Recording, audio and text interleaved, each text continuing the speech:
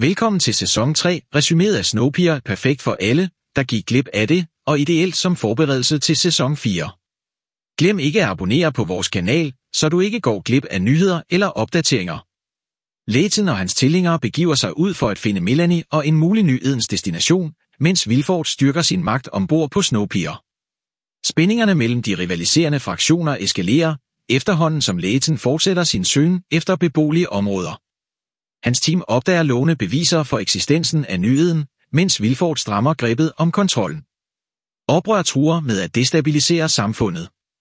Layton gør en vigtig opdagelse, der kan ændre menneskehedens skæbne, men han må også håndtere stigende interne konflikter. Passagerernes loyalitet bliver sat på prøve, og Layton afslører sin plan for fremtiden. Jagten på Melanie tager en afgørende drejning, mens Vilford anvender brutale taktikker for at fastholde sin magt. Alliancer skifter, og sandheder kommer frem, hvilket tvinger passagererne til at genoverveje deres fremtid.